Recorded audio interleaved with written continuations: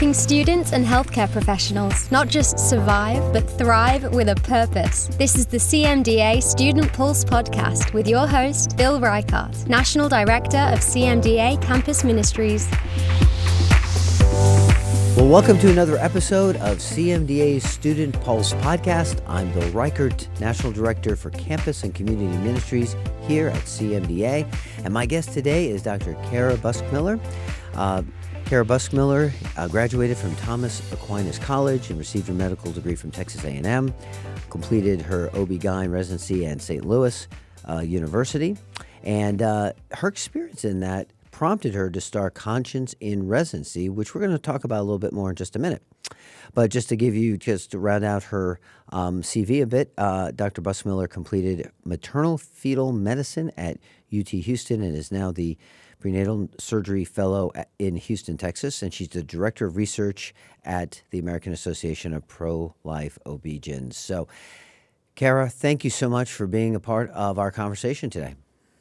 Yes, thank you so much for having me. It's a great opportunity. Well, we had a great conversation with Dr. Monica Pataki a little while back, and she spoke on her experience with Conscience in Residency. She's a real partner and an associate with you in this work. I'd like to talk a little bit about that again from your experience, but we're going to also go into other questions about this whole process of how do you navigate the gauntlet that comes with these residency interviews, especially with some of these specialties that are a little bit more challenging in terms of conscience issues. So I mentioned in your bio, real quick, I said your residency process going to SLU had some challenges and prompted you to consider this ministry, Conscience in Residency. Would you build that out for me a little bit? Yeah, so I graduated from medical school in 2015, and I had always planned on becoming an OBGYN. And being pro-life and a Christian, I was planning on doing OBGYN in accord with my conscience. And at that time, there was already rising tensions, amidst the profession of OBGYN. And there were many examples from even when I was in med school of people sort of being pushed out, excluded, suggested against going into OB who were pro-life or Christian and had strong beliefs related to that, and who in particular wanted to change the way they practiced from the norm based on their beliefs. So I'm acutely conscious of this. I wanted to interview well. I wanted to articulate my beliefs. I wanted to interview in a way that ensured, or as much as possible ensured, that I wouldn't be made to violate my conscience later in residency training. And I wanted to do it in a way that represented the faith beautifully and represented the truth articulately and gracefully. And I found very few resources to help me do that. I spoke with a lot of mentors who had graduated from residency a couple decades prior, or maybe 1 decade prior, who were enthusiastic about the truth, who meanwhile had joined practices which totally allowed their beliefs to flourish. For example, like Catholic-only OBGYN practices, or Christian hospitals, or whatever, nonprofits, FQHCs. And I felt that these people, although well-meaning and wonderful mentors and great examples in the faith, I felt that they didn't understand the boiling pot of residency interviews at this time in history, or at that time in history. Yeah. And because I thought there was no advice, I spent a long time formulating responses to questions and being prepared for questions. And I learned kind of a little bit the hard way during my interview season, how much to divulge, when to divulge, to whom to divulge my choices and my beliefs. And I overall, now that I've seen probably 50 or 60 students go through this process, I had a pretty average to good experience, to be honest. And even during my interview season, I felt like, wow, this is going much better than I thought. But I felt that as much as possible, no other student should have to navigate things totally alone the way I did. And so later in 2015, after I had matched to St. Louis University and I had started my intern year, I started putting together this nonprofit, Conscience in Residency, so that people would have a younger person who had more recently gone through the process, or who was more familiar with the way that year was going as far as the process of interviewing with one's faith in place. I wanted someone to have really good real-time resources and coaching to get you through how to say these things and how to explain these decisions. Oh, this is such a valuable resource. And we're going to put the link in the show notes. So we want people to visit the website and be able to reach out to you. And it's not just you doing this. You've got several other coaches. We talked to Monica. There's other people. It's a very much a pay it forward kind of process where people who have gone through this in themselves are able to help those coming behind them. In the short amount of time, you've done your residency, you've moved on. What is it like these days, today, for a medical student going through residency interviews? What are some of the challenges they're facing as of today? Well, it's worse, is the short Mm, answer to that question. mm, Unfortunately, it's just the boiling pot on the stove, to speak, has gotten hotter and hotter, and mostly the reason for that is the transgender issue. And I want to make sure that our listeners know that I am not. Uh, Conscience in Residency does not articulate any specific positions that we believe someone ought to have. We just help you in whatever choices you wish to make, mm, articulate those to people who may sharply disagree with you. And it helps you kind of make a work plan for your residency, where program directors and your co-residents may not have any idea of how to make sure you don't have to do work that will violate your conscience. mm, So even though Conscience in Residency has no particular choices, I made choices about not wanting to do transgender prescriptions for cross-sex hormones or puberty blockers, and not wanting to participate in surgery that would move towards a surgical transition.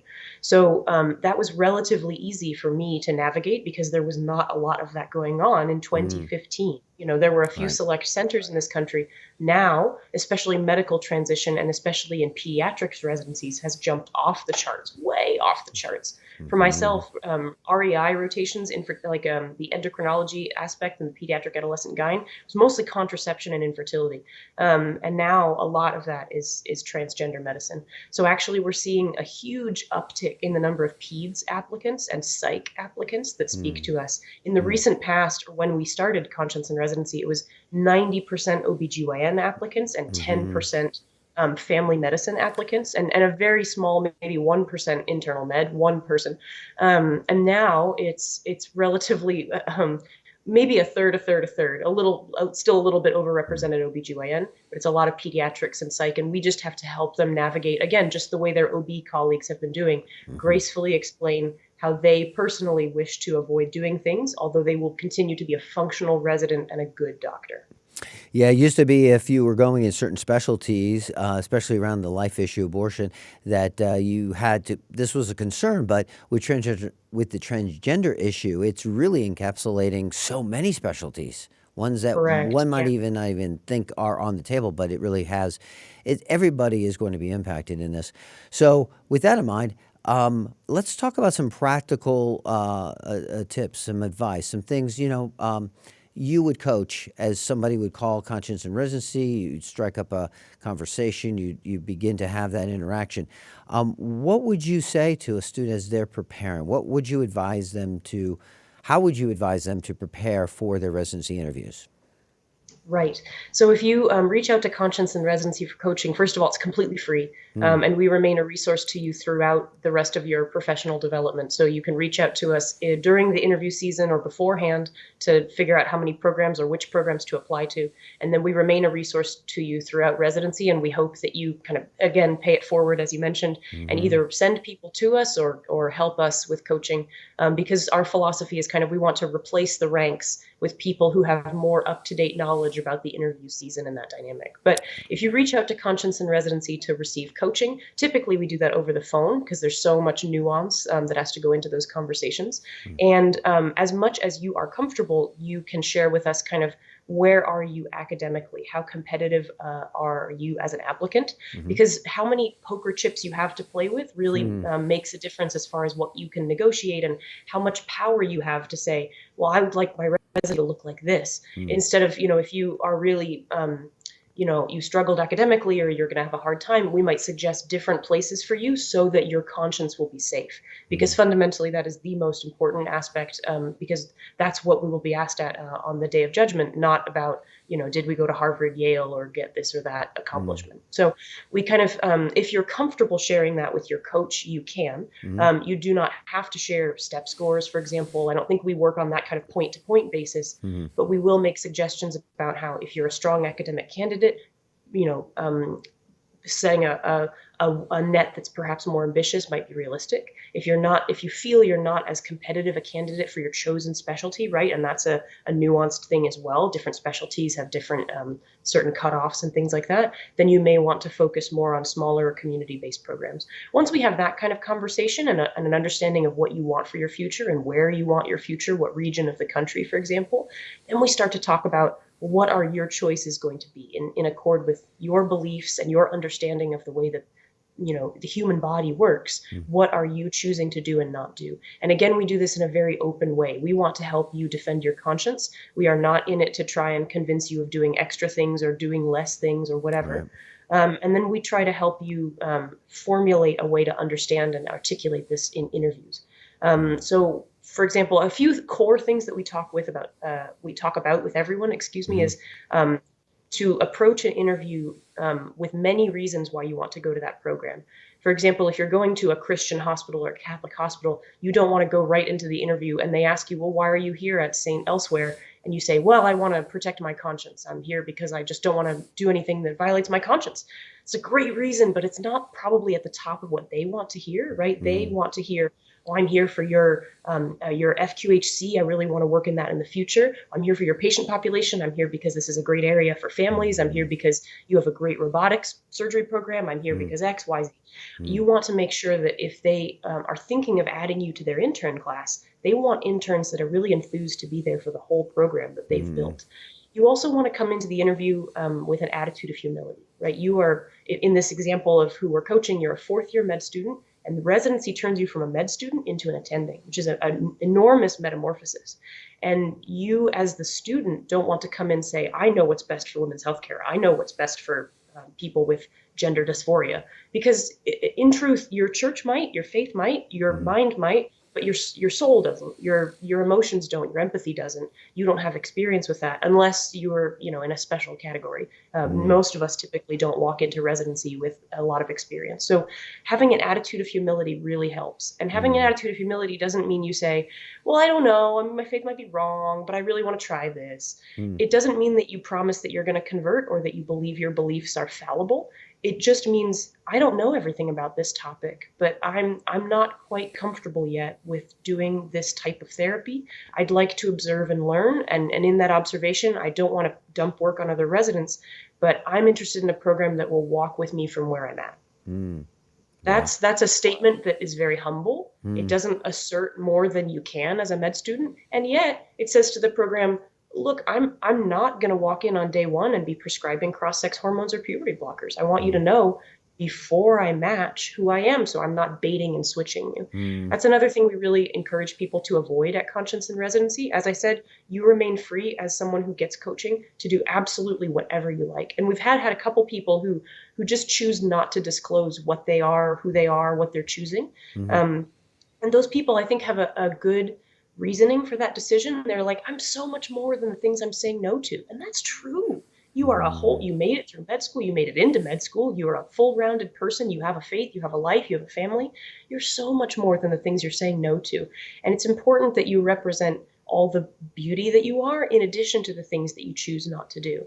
At Conscience in Residency, we believe the things you choose not to do are actually part of that beauty and part of that fullness, although most people don't see it that way. So even though some of the applicants we've coached have chosen not to disclose before match, we stress that that's probably not the right thing to do, because it might start you off on match day calling your program director saying, by the way, I have this or that, or 4 months into residency when you're about to see a patient, getting you into some hot water. And that has happened. That happened recently. We had someone who didn't disclose and we were helping them kind of walk themselves out of it. It's possible. But I think it starts things off sometimes with bitterness and difficulty. So to answer your question, some things that we speak with everyone about is know who you are and how much kind of negotiating power you have an attitude of humility, and always come into the program wanting the whole program, not just wanting to put armor around your conscience. Stay with us. More Student Pulse podcast in just a moment.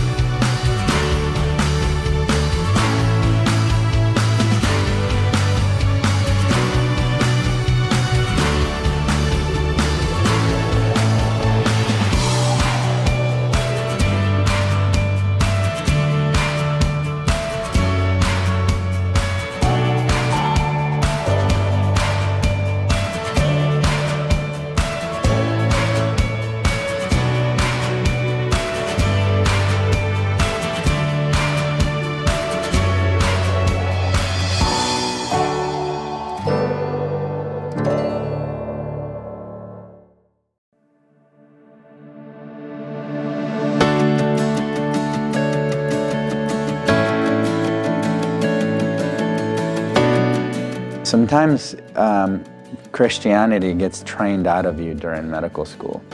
And so, you're a doctor when you're a doctor, and then you take off that white coat, and then you can be your Christian, and then the other way around too. You can be a Christian anywhere except in the hospital.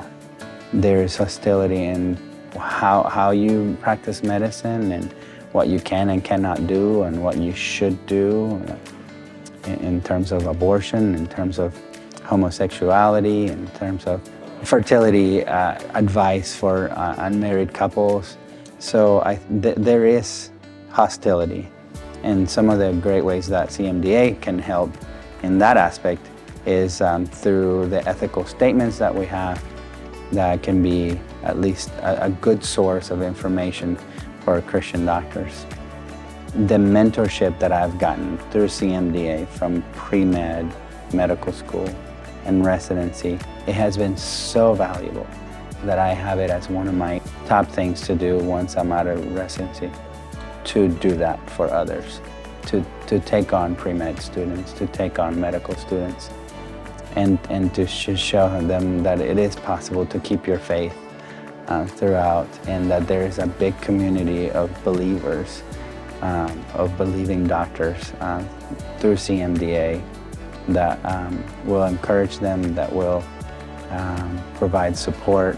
I think CMDA has been a great experience for me in the fact that I was mentored, and I am a mentor for others, and I will continue to do so.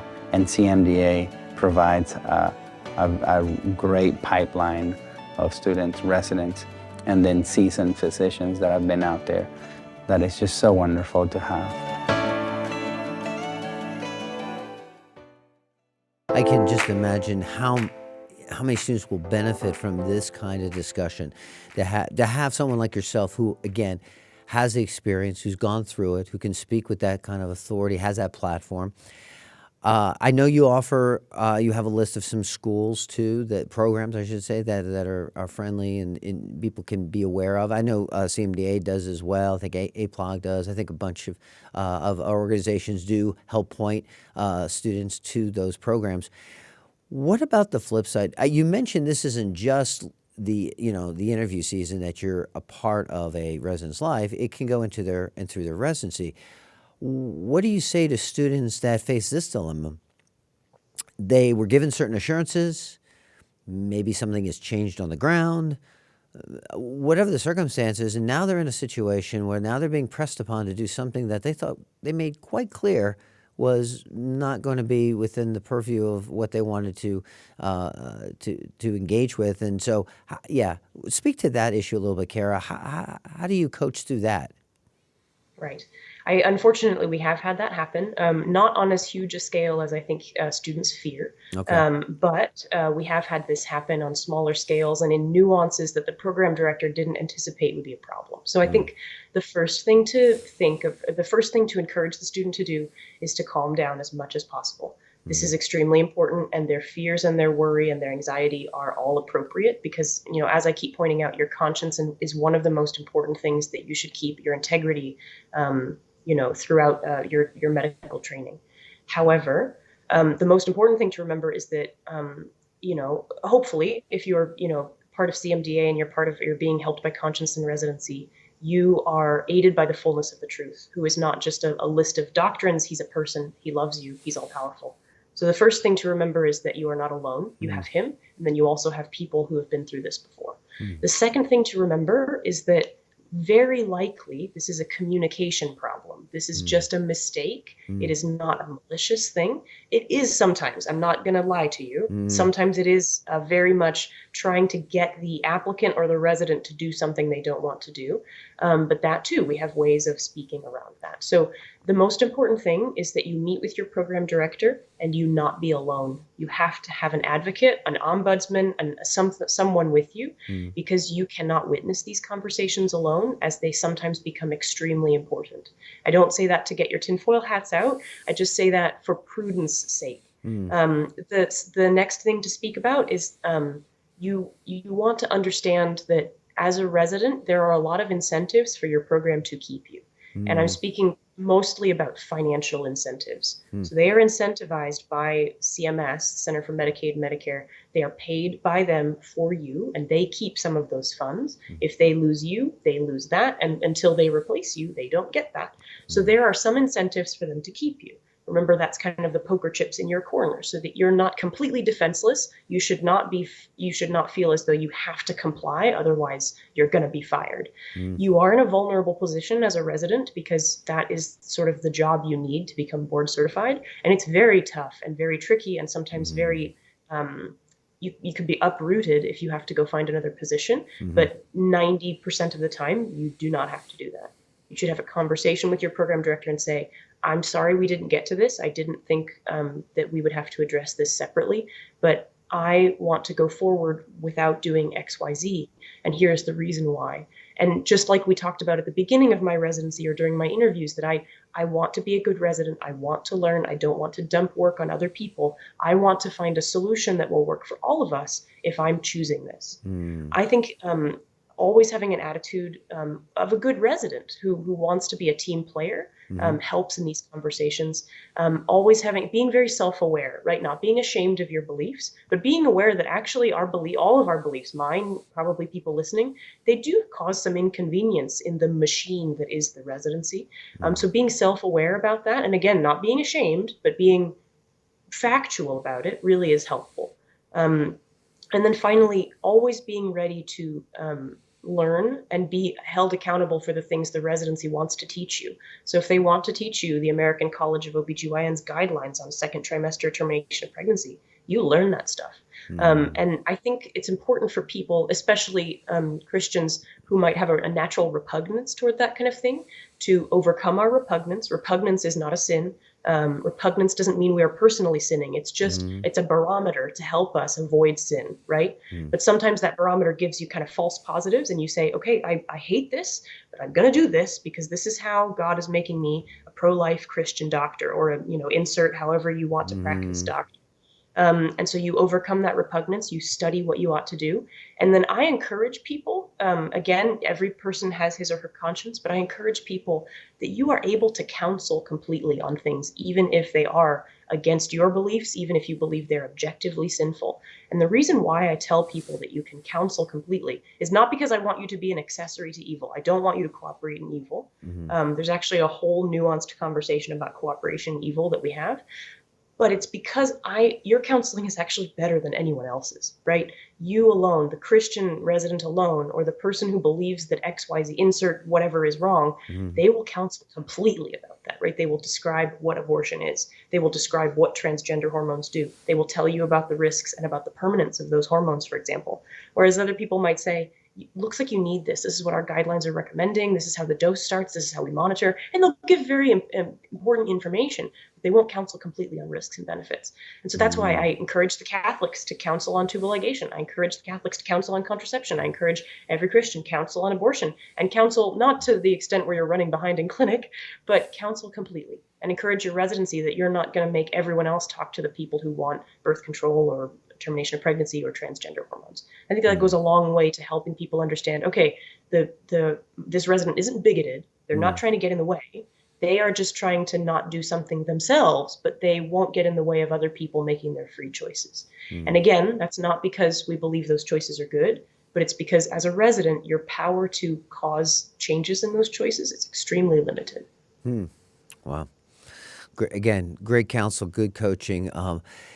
So you said those of you that are in this coaching role who are paying it forward is, there's a shelf life to that time. You want people who have had a recent history going through the residency. Suffice it to say, you by default, you won't be doing this forever. You'll want other residents to come along behind you who are going to take the mantle. So that begs the question, Cara. What's your pipeline for getting or opportunity to have more coaches join you? I say that to say that as this becomes more known, as I'm imagining students hearing our conversation, you're going to get a lot of calls. So do you have enough coaches, I should say? What would it take for a resident perhaps listening to this conversation, because they do, to become involved in Conscience and Residency? First of all, we would be super grateful if this conversation leads to more coaches. We always have fewer coaches than we'd like, because my goal, the coaches are often residents, young attendings, and fellows whose lives are still very busy. They've got little kids running around. They still are making a low salary. They are crazy busy in the first year of being an attending, et cetera. So the more coaches we have, the less the burden on each individual coach.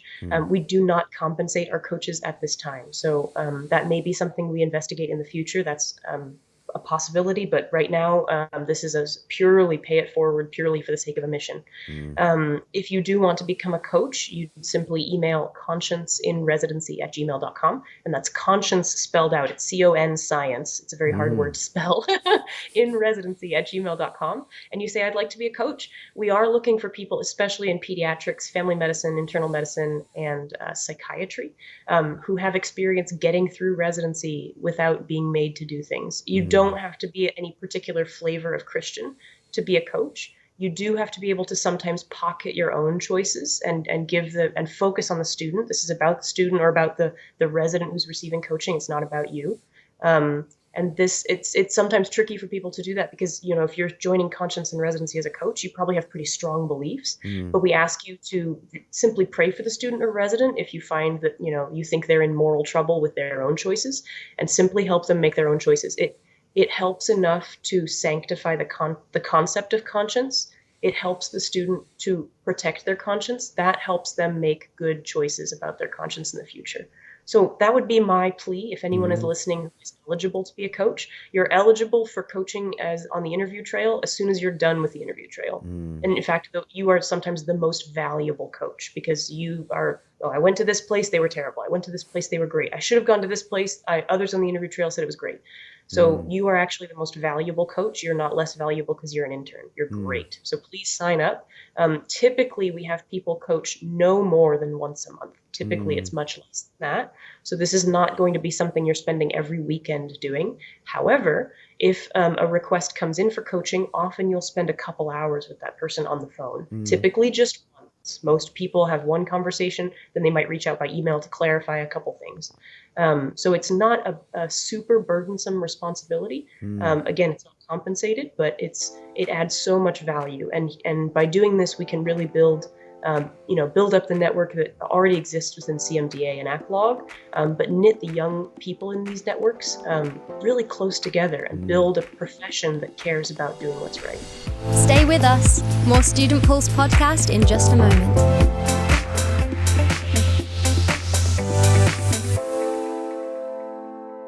To learn more about CMDA, download our CMDA Student Life app, available for Android and iPhone. The app will give you access to CMDA events, tools, Bible studies, and a wealth of other resources. Also, joining CMDA can be done on the app, and it only takes about 3 minutes to complete. As a student, CMDA will underwrite your membership so that you can join the community at no cost. Download the app today.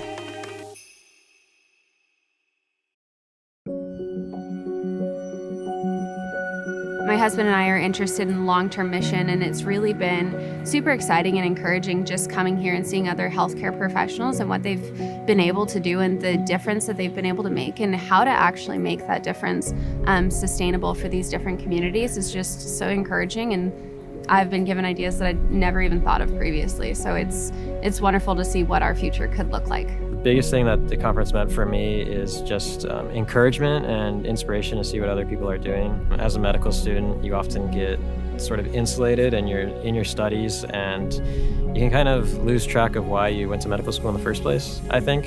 And so for me, coming to CMDA conferences, especially a big one like Remedy, broadens your perspective. I think it enriches your medical school experience to see what's out there. So I would say it's definitely worth coming. Having CMDA hold this conference and have a bunch of mentors that are saying, we went into medical missions, we also had all these struggles. It's a really great opportunity to be able to learn and to empower the next generation.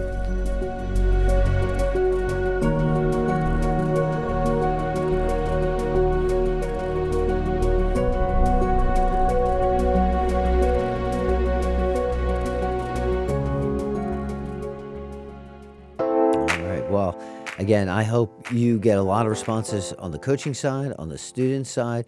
I just think this is such a valuable ministry, especially in the times that we face. Yes. We need the community of believers, of people of faith to support one another, to help one another along. And we just can't go this journey alone. And it's just, it's too challenging. And so I'm just grateful for you, Cara and Monica and others who are involved in what you're doing, and that you're continuing to push forward and press in on this opportunity. As we kind of put this conversation to a close a bit, is there anything that was left unsaid? Anything you'd like to speak to, maybe to the students direct, or anything you'd like to say as we wrap up our conversation?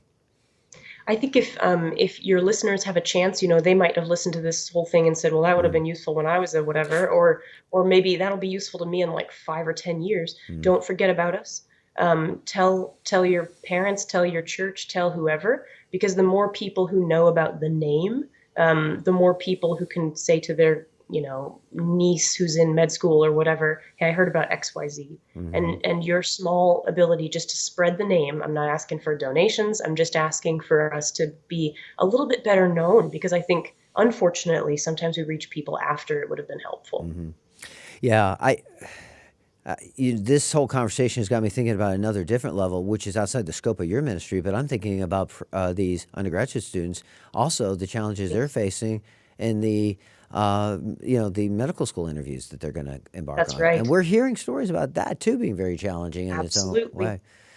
So, maybe we just need to have conversation as to what, offline, as to the kinds of tools and ways we can help and resource these students, because their challenges are similar yet uniquely different in what they're facing as well. So. Yeah, I think for the med students, my advice is generally, you don't have a therapeutic obligation to patients yet. So just observe as much as, if you have something against your conscience, ask to observe. You literally cannot get in trouble. If you're penalized by that, they're actually breaking a rule. So we can have a longer conversation about that. But for the med students, you try to remain basically as much in secret as is prudent. And that's hard, because none of us want to keep our faith a secret. But it's becoming like that. If God has in his will, you are meant to become a Christian physician who overcomes the lies that our culture is enmeshed in. One of the only ways to do that nowadays is to remain in secret for part of it. And it should be ridiculous to say that, but it's true.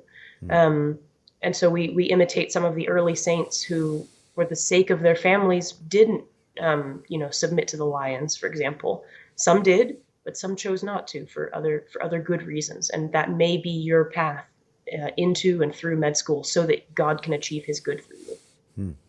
Right. Well, thank you so much, Cara, again, for this conversation, for your work, your ministry. And again, we're gonna put all that information on the web, part of the show notes, so people will know how to contact you and get in touch with you as well.